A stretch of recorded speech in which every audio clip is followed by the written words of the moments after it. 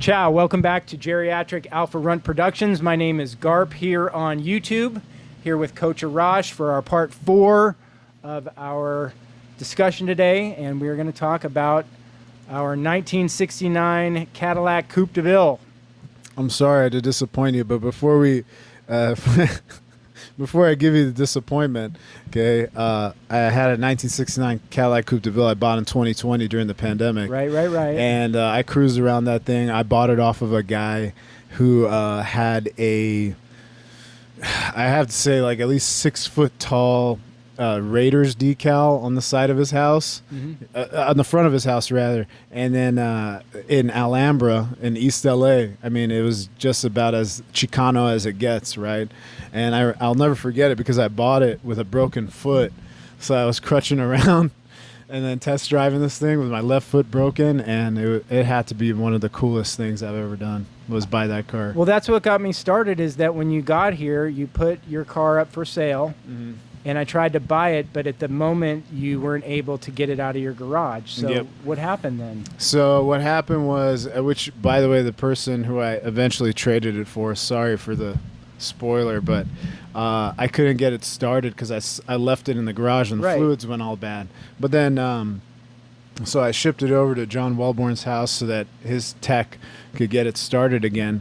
And at the end of the day, I just noticed for 2 years I just wasn't driving it, and it was just sitting there, rusting all this humidity, and I didn't have a fancy garage I can keep it in anymore. Right. So I ended up letting it go. So I never actually got to cruise around the streets in my 69 here in Texas, but I got away with it in LA. Well, I mean, gosh, I liked your car so much, and when you weren't able to sell it to me because you weren't able to get it out of your garage, I started looking around, and I ended up finding the white one that I bought, and it was all because of got me kind of excited about the car. Growing up, my parents had a 67 4-door white Cadillac, so when I saw the 69 that was white and it was a Coupe de Ville, it was like your car, but it was still white, so it was like the perfect car then, because I liked your 2-door, but it was white, and so it worked out perfect. I ended up buying it. So I guess there's happy ending for everybody. You got rid of yours. I still got a good one. I wasn't in the position to keep it. That thing is a real land yacht, and I also had an aversion to selling it to you, because if you went through the restoration, that feeling. I remember I kept trying to go, let me write your check, and you're like, no, don't do it yet. Like, I don't know what's wrong with it, and then come to find out there's some spots that were bondoed on, and I just didn't want you to be disappointed. And then especially I found you, or I think together we found that listing, and I was like, dude, buy that one. That one's way better condition. So I can relate to what you're saying, though, because it's like that for me in business. Is I have friends who are like, oh, I need a gate at my house, and I'm like, okay, and I'm always happy to help them, but I'm always tentative to give them like the family deal then, because then there's problems, and it's like when there's problems and then I got to reach in my pocket to fix the problem for $1,000, then I'm like, well, I already gave you it for free, basically. Now, like, there's something, and that's always how deals go wrong, is that when you're dealing with a friend, you need to just charge them what you charge everybody, and then that way, if something goes wrong, you're able to be extra generous. At the end, you're able to give them a gift. You're able to do something, but it's like, gosh, it's been my experience that in business, you got to be really careful working with friends, because just little things create issues. Yeah, and it's like, I mean, damn. business conventional sales knowledge would say, hey, as soon as somebody opens up their checkbook or gives you a credit card, you run it. But because we're so close, man, and we see each other every day. Right. I was like, dude, I wouldn't feel good about it. I want you to have the best Cadillac, and it's such a memorable thing for you. So I was like, hey, man, let's go find you a different one. And it's funny, because being a car guy now and buying cars and bringing them in and stuff, it's like you realize that as soon as you write the check to somebody, it's like all on you, and whatever happens. It's like there's no harm, no foul. But I appreciate that, because that's what I expect from Arash. Is like a good guy. Yeah. Do you have any plans for it? Are you going to throw it on bags? It's so funny, because ever since I got it, it's like it really more or less sits. I don't really like to drive it, because even though it has low miles, like your car, it has low miles. it had been gone through and stuff. It's just so loose on the road. Yeah. It's like you're driving a boat, like you feel like you're in a 100%. houseboat driving down the road going, 40 miles an hour, and there's like 3 inches of play each way on the wheel. Yeah. And I just it's not a pleasure to drive. It's a pleasure to take out and for people to go, oh, that's so huge. Yeah. And they don't make them like that anymore. And it's like, it's all true. And you open up the trunk and you're like, it fit 5 bodies in there. It's all the same shit. But as far as actually driving it, it's really not the experience that I enjoy, So it's, it's fun. I really don't take it home and cruise it or anything like the other cars that I have. So, I think of it as an investment. It's kind of a good, fun little segue right now, actually, since the Cadillac has already kind of rooted its course. But the self-driving stuff, I kind of feel like in the not too distant future, we're not really going to be driving cars anymore anyway. I just recently got a Tesla, a used Tesla, and man, is the full self-driving 100% worth it. I like it for the sake that it drives better than I do because it sees way more. I mean, it sees in all 4 directions and can anticipate people's movements and keeps good distance. But yeah, I mean, honestly, driving has always, as an LA kid, and you can appreciate this, is that the car you drove was a lot about what your personality was. Sure. And even just the idea of cruising was really big. Just get in your car and drive, and I think that's why the car culture in LA, particularly in the 60s, coupled with the fact that we had JPL and all those engineers who wanted to make really cool cars, and Thunder Alley, which actually was right behind my dad's restaurant, Thunder Alley in Culver City. What's Thunder Alley? Thunder Alley was where they hot rodded all the cars in the 60s. So okay. there's still engine shops there that run classic car restoration. But so yeah, the whole idea of driving is really the experience, right?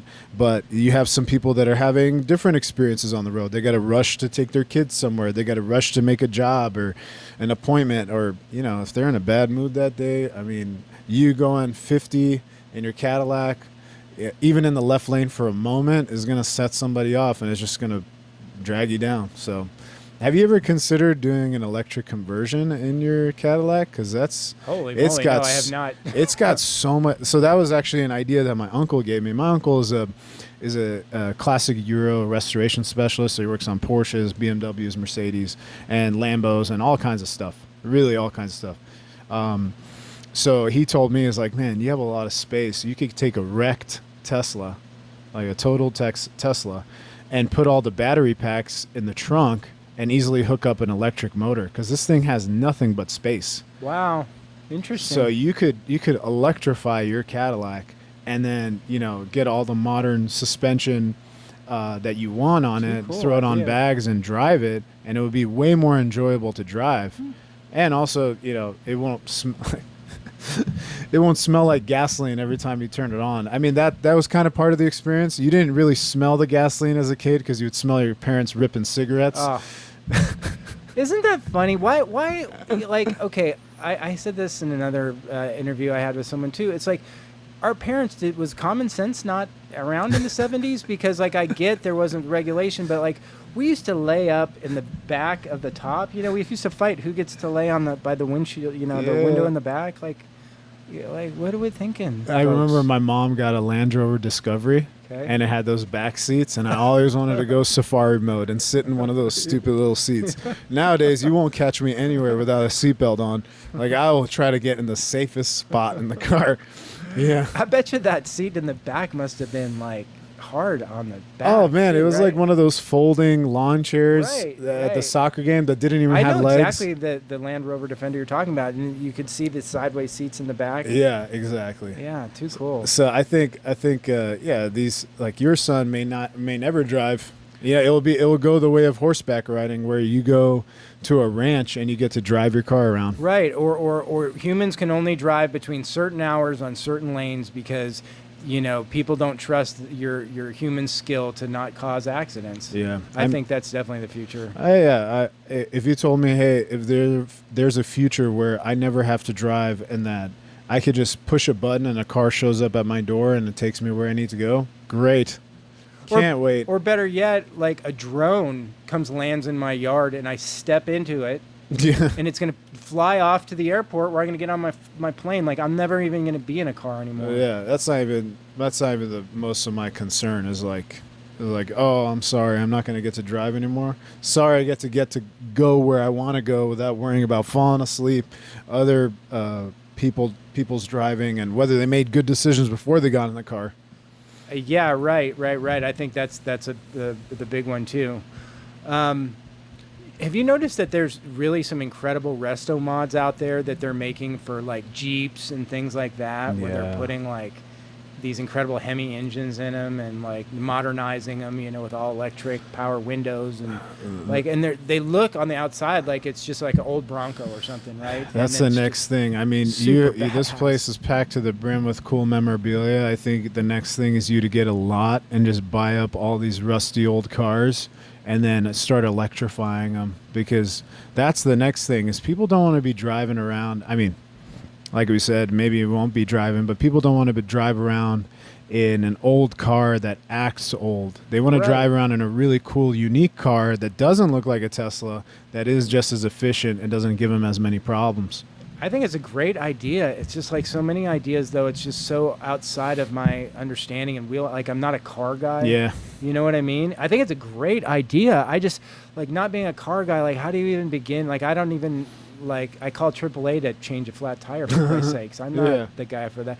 I've always said with investing, like, because I invest in sports memorabilia, obviously, that it's such a easy genre to invest in, because like you get a card and you put it in a dark closet in a safe or at the bank safety deposit box, and it just sits there and it appreciates. And when and if you're ready to get off it, you can put it on eBay and you can get off it relatively quick.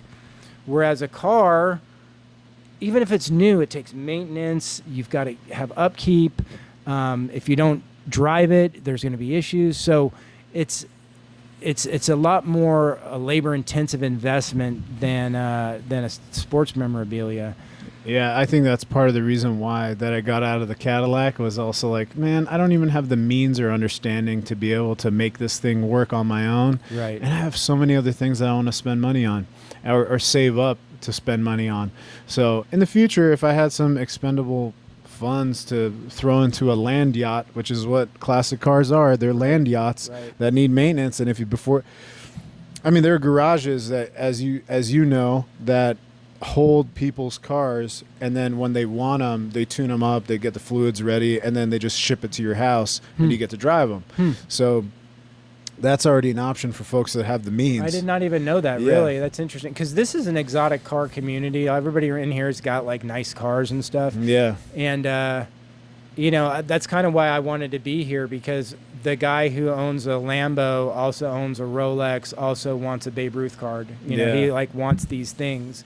So it's been kind of a good marriage. That's why I started doing the podcast here too, is finally an opportunity to share some of the sports memorabilia, to be in a fun environment, and to do this kind of stuff. So, and you're a great conversationalist. Well, I appreciate that. It's always easy when you got the right guests, and it's like I've really been leaning on our jiu-jitsu crowd, because it's been something where you've got that foundational conversation, but then you've also got then the special thing about that person, that makes them different and exciting. And it's been a really easy thing. So I'm glad today we got a chance to talk. I've been waiting to get this one done. How cool is it? We're all unified by jiu-jitsu, but we all have our unique backgrounds. I mean, there's some people in the gym that I don't even know what they do, and they could surprise you with how much they know. So that's the beautiful part. Well, and the one thing about jiu-jitsu for sure, because we're going to get back in that whole conversation if I'm not careful, is just that after you're done, there's this camaraderie when you're done and you feel so close to these people. It's like something that you don't get anywhere else. You know what I mean? When you go through that experience. So it's definitely really fun to come here and do this to you, do this with you today. Why don't you please like, subscribe, share, comment on our product here today, and help us get to 1,000 subscribers. Thanks for watching. Thank you, Arash. Appreciate it. All right. See you next time.